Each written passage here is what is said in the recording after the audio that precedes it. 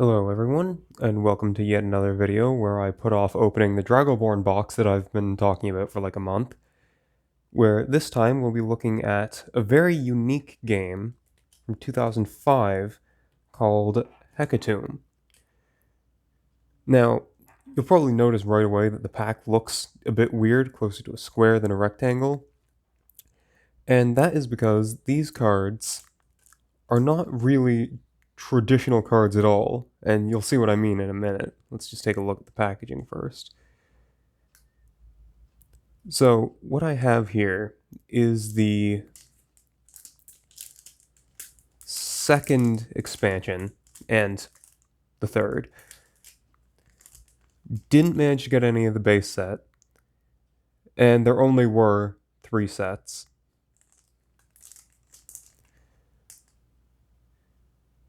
Something it mentions here is you should start with a 40 card starter set. I had a hard time finding those, and when I eventually did, it was like from far away and the shipping was way too high to even consider buying. But something I found interesting online that I didn't learn about until well after I decided not to buy anything, or buy the starter set, that is that apparently the starter set is not like a pre-constructed product with an actual deck. It's just 40 random cards, which seems pretty useless. These are hard to get into, and I just absolutely wrecked that packaging. I kind of like to keep these nice for the rarer card games, or the older ones. Just like a cardboard insert in the back, I guess, to keep everything nice. Now, here's what I mean when I say it's an unusual game. These are not paper cards. These are thin sheets of plastic. Now, as you can see, everything's a little jumbled up. I'm actually just going to take a second to try and get everything in the same, like, orientation.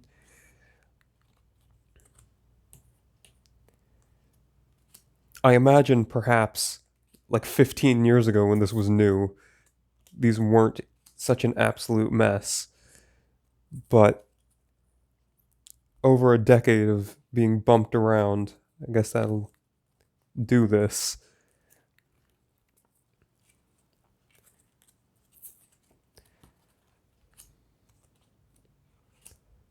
I was thinking at first that this video would end up being way too short because I only managed to get 4 booster packs from this game. But the cards are kind of sticking together. And then there's the fact that they're just not as easy to handle as usual cards. So, I think I'm going to start by trying to describe the anatomy of a card. So, the game kind of plays out like Magic the Gathering. I mean, that's kind of a recurring theme among a lot of games on this channel. So what we have here is a minion card that's like your creatures. You know, play them on the board, they stay there, you attack with them, you block with them. The interesting thing about it is that I'll need 2 cards to show this. One minion by itself cannot attack or block, but you can play a second one, and this is why the cards are plastic, and they take advantage of the clear components along the edge. You play a second minion over top of the first one, like so, in order to combine them into an abomination, is what they call it. And they have the single stat system, so it's not like power and toughness. You just have strength, and when 2 cards fight, you just compare that number. And when you start fusing minions into abominations, they get the combined strength of all of the cards that make them up. So this is 2 plus 4, that has 6 strength total. Additionally, that's upside down. Follower, this minion gets plus 2 strength. That ability would apply no matter how many. Do I have another minion card I can stack on top of this? There we go. So stack another thing on top, it would still have that follower ability. So, as much as that's a really neat idea, It does seem a little unnecessary when you think about how the Digimon card game has recently had inherited abilities, and they just have the cards like regular cardboard cards stacked on top of each other with a slight offset with the relevant information at the bottom. So that's primarily how stacking is used. Card name, subtype.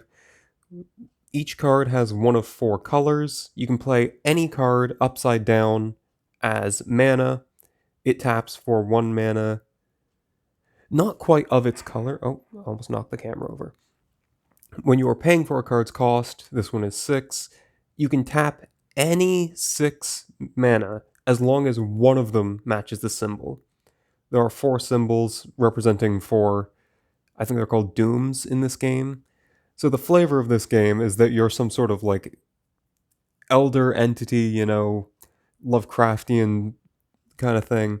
You're going from planet to planet trying to destroy them.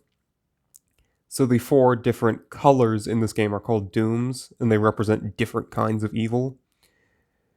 Final part of a card down here is, I think it's called the trigger ability.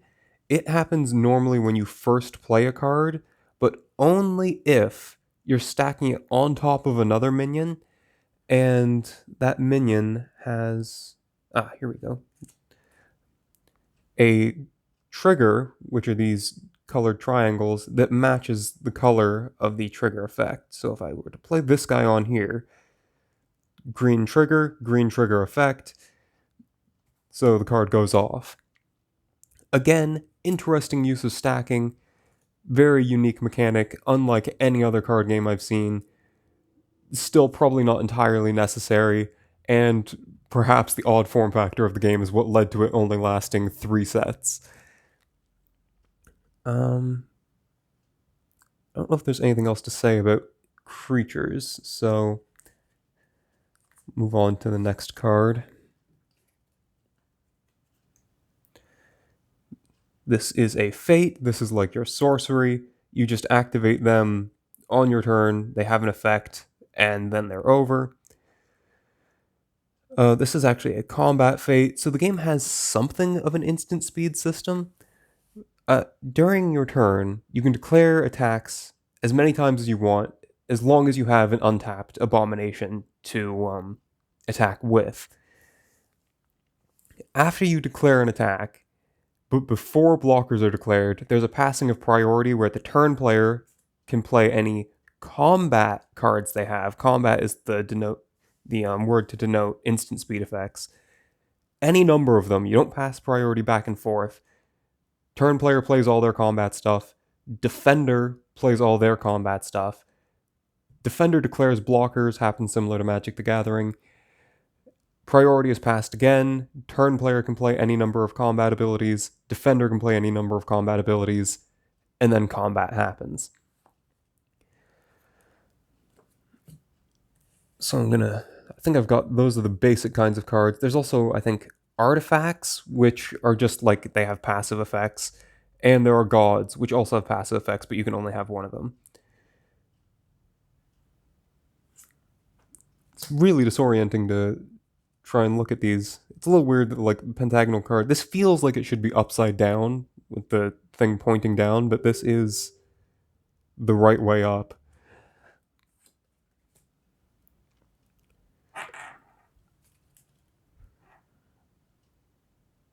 No, relic, not artifact.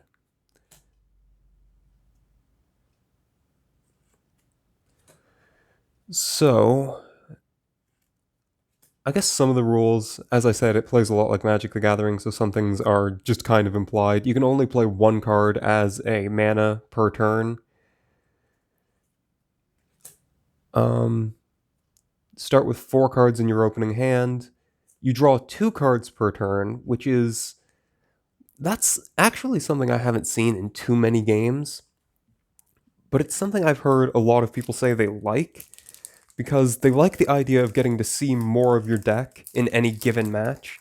I guess it might feel a bit bad if you get some fancy new cards, you want to show them off, you're playing a few games, and because in any given game you only go through, like, maybe half of your deck at most. Sometimes you don't get to see all of the cards you'd like to see. Once again, I'm just going to take a second to separate these. Their age has given them that feeling that plastic sometimes gets, where it's like sticky, and they're all at different orientations. This game doesn't actually have a proper life system. It instead works on more of a points system. Both players start with 5, I feel like that might be called souls or something. And anytime you deal damage to your opponent, you take souls from them equal to the size of your abomination. So I was talking about how you stack your minions on top of each other to make abominations. The size is the number of minions in that stack. So if you had 3 stacked on top of each other and you land an unblocked hit on your opponent, you take 3 of their souls, and each player automatically gets 1 soul at the start of each of their turns. So the soul system, at first I thought it just sounded like kind of a convoluted way of having life, but it really isn't. It actually is a meaningful difference. Because there are only... You need 20 souls to win, by the way, if I didn't say that already. And both players only start with 5. So on the first turn of the game, second turn of the game, there's not even enough souls in circulation for a single player to win the game. So you have to wait a few turns before it's even possible to end the game. But at the same time, there are things still stuck together.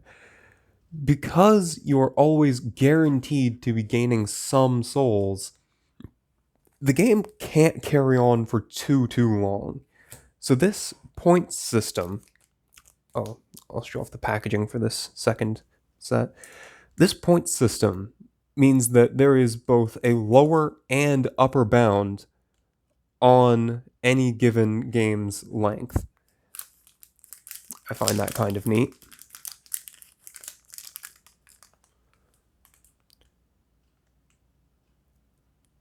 Let people get a look at that if they care. I think the Hecatomb website is like long since gone. This pack opened far easier than the other ones.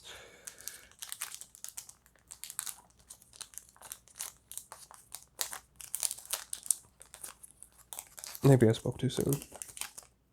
Okay, there we go.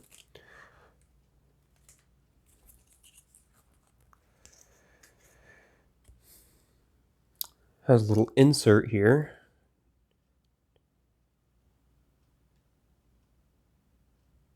Talking about like prize support for like league play.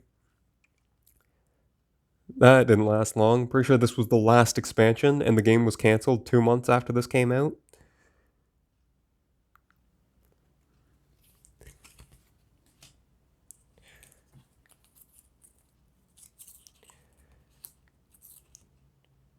Once again, just organizing the cards.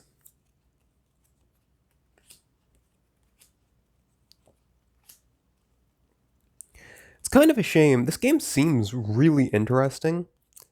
It is mechanically quite different from a lot of other games out there.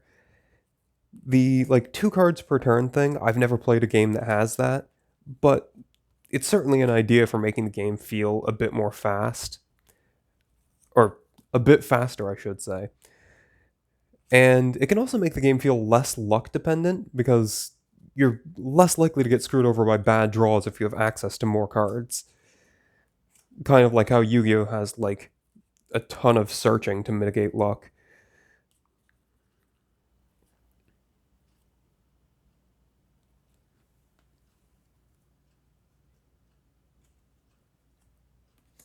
I also really like the flavor of this game. There's a lot of stuff to do with, like, the occult, there's conspiracy-esque stuff. Just a general, like, kind of a darker horror theme.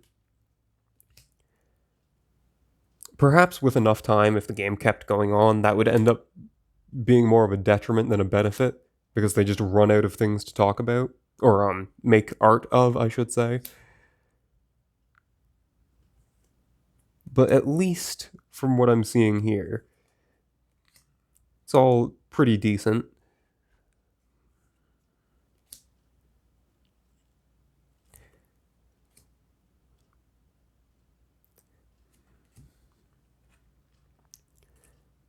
Anyway, as I was saying, I don't even know if I finished my thought about this game being hard to play.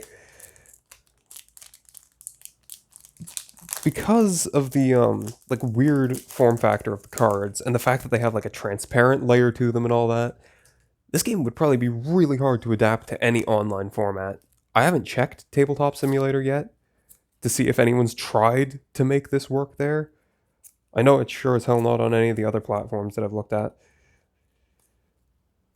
Definitely not like Untap or anything browser based.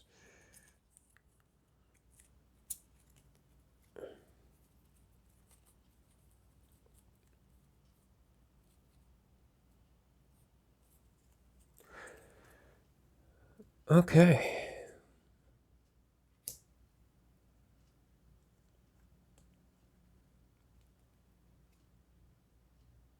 I can't tell. These cards. Yeah, those were stuck together. They're much thinner. Like each individual card is much thinner than I was expecting when I had heard online that these were plastic cards. I was imagining them feeling a bit more like tokens you might get with a board game or something. But they really are like just a tiny little plastic film, which I guess explains how they could fit them in booster packs like they do. I feel like I'm getting a lot of doubles.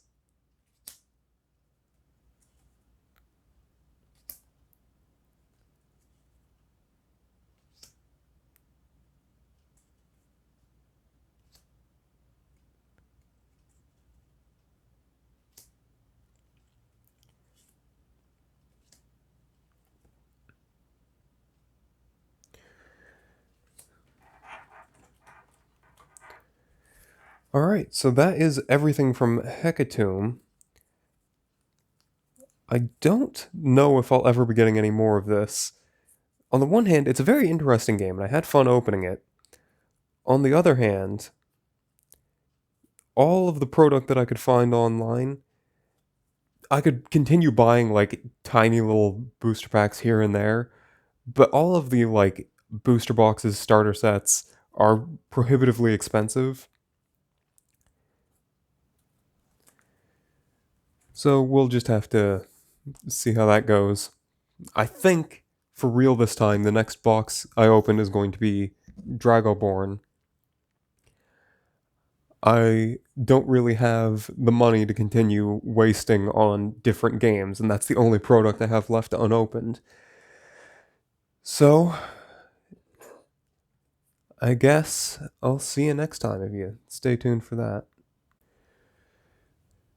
It's been like just a few minutes since I finished recording this, and I realized one of my favorite mechanics from the game. I completely forgot to show it off when I was showing off how minion cards worked. So I figured I'd do it now. I knew I was going to forget something when I was so worried about like the limited amount of time I had from only opening a couple booster packs.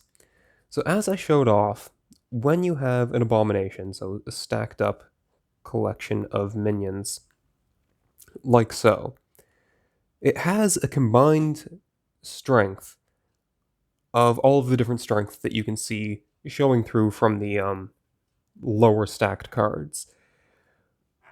When a abomination engages in combat with another abomination, it isn't just a straight comparison of the total strength of each one. The way this number simultaneously represents like an attack and health, when an abomination ends up taking damage from an attack, you apply it to the top card. And so this one has a total of 6, 8, 10. But say this thing fought something with 7 strength. Yeah, the total is above 7, but because you apply it in order, this top card only has 6, you would take 7 damage. That would actually knock the top card off, destroying it. And then 1 would carry over. That's not enough. At which point, this is just left as a 4 strength abomination with 2 cards as a part of it. So it was just an interesting way. I often find that when games just have one single stat, like a power, instead of attack and health, it doesn't do a great job simulating like the flavor of combat because cards don't get worn down, and it's just if you have a 10, it's always a 10. You beat anything less than yourself, you get killed by anything greater than yourself. This is a cool way of showing a single strength stat that kind of denotes getting or can represent getting injured in combat. I just had to show that off. I really like that mechanic. Now I'm done for real.